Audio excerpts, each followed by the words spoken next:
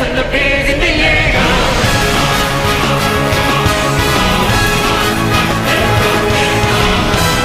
What is up, everyone? Miyoshi82 here, and I kind of wanted to do this for quite some time until recently some guy wanted to PM me asking about Comic-Con. As you all know, Comic-Con is next week, and I kind of got to thinking, well, what about I do my own version of a newbie survival guide, blah blah blah, so forth.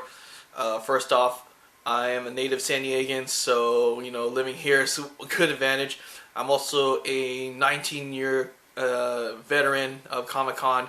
This will be my 19th consecutive San Diego Comic-Con. Hopefully to make 20 straight years next year in 2014. So let's go ahead and start off with registration. So you got your ticket for Comic-Con, and first of all, I'd like to say, congratulations. If you got one of these, congratulations. For me and for you out there, it was very hectic, battling the servers, battling with other people. And when you finally got in there in that one room and you saw, holy cow, I finally made it, I can get a badge. I don't care if you got a 4-day with preview night. And speaking of preview night, I won't be able to do it because I found out I have to work on preview night. So I won't officially start con vlogging until actually day one. I'll try and do preview night, but it may not be so much. So back to registration. You got your ticket. You need one of these to actually step foot inside the San Diego Convention Center. If you do, show it when you go in. You go up to the sales pavilion, which is on the second floor, and you just go ahead and show it to whoever, to the registration. They'll print out your badge, get your goodies, and be on your merry way. Alright, so exclusives. I've been doing the exclusive game for the last several years now, and I know this one is one of the most hectic things to do at Comic-Con is exclusives. If you're going for those Hasbro exclusives this year, the G.I. Joe, Transformer, and the My Little Pony, and the Marvel stuff at Hasbro, good luck on preview night, because you're going to be competing with all the vendors who are going to buy them and try and sell for 3 times what the Hasbro booth is worth. Be patient if you get in line. If you're lucky to get on preview night, congratulations, and you are very lucky. Generally, I like to wait on day one. When you go to the sales pavilion, get tickets for the Hasbro toy shop line. And once you get in there, they'll give you a piece of paper handout with all the exclusives they have this year. And also, each exclusive will have a certain number set per each customer, so go ahead and you mark it down. It's easy. It's a good system. I like it. You just go ahead and put the number on a piece of paper, show it to them. They'll bring them out. You pay. Get out of the Hasbro toy shop. Go have yourself a nice day. I know other booths are similar if not different from Hasbro in terms of how they operate on selling exclusives. So be prepared when you go to places like Mattel, Kotobukiya, for example.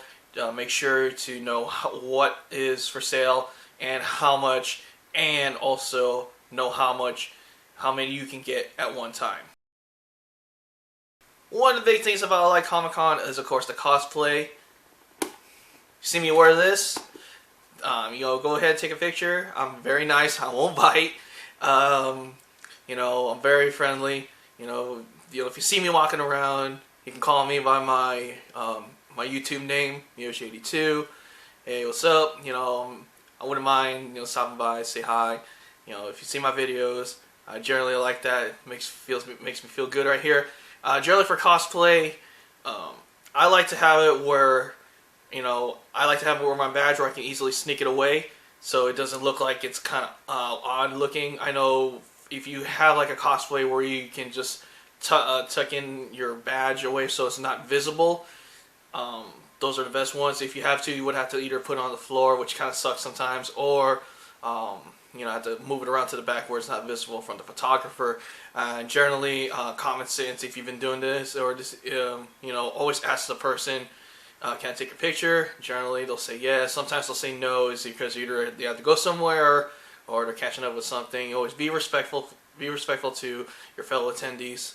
That's all I gotta say about cosplay.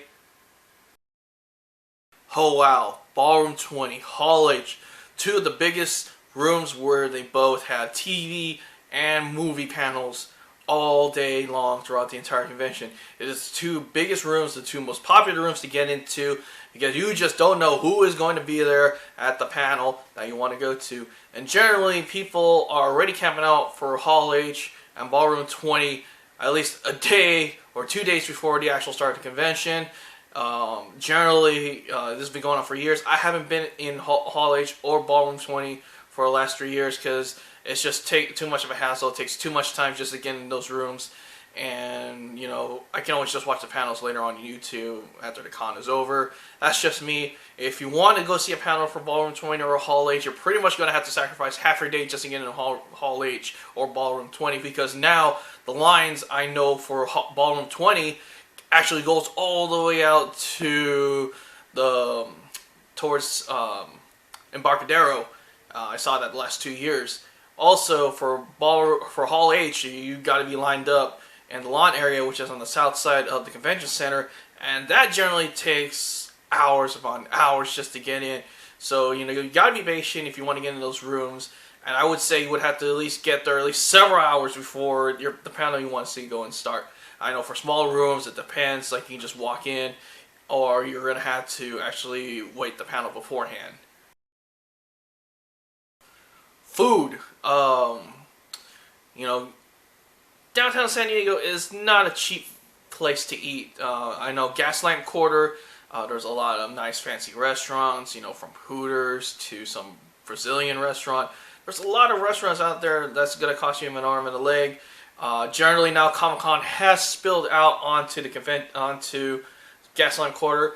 And the good thing I like this year is that if you do have a Comic-Con badge, it's a lot of restaurants, probably in around the Gaslamp Quarter and around downtown area, you do get a discount, which I like. I would check Comic-Con's website or on their app, or ask any restaurant in and around Gaslamp or near the convention center in downtown if they're doing some sort of promotional discount if you bring in your Comic-Con badge. I'll talk about lodging for a bit. I know a lot of you already got your rooms for Comic-Con if you're not from around here, or you're from here but you don't want to be commuting home every day, which I'm going to end up doing anyways. I think for next year, if you don't know, there's actually hotels in Liberty City, the old NTC area, MCRD area. There are actual hotels there, just a little bit north of the airport. But I'm not sure if anybody knows this, but if you can't find a room within the Comic-Con block and you don't want to stay out in Town and Country Hotel, which is part of the Comic-Con block, best thing to do is get these hotels. More than likely, you're going to need getting a car, and you're just have to commute directly from your hotel to the convention center. That's just me. I mean, there's a lot of hotels in and around that area that it's not part of the Comic-Con block, but you probably may want to look into next time you're probably going to come down here to San Diego for Comic-Con next year. So this is Miyoshi82. This is going to be my little Comic-Con survival newbie guide. And I hope to see you all next week. Peace.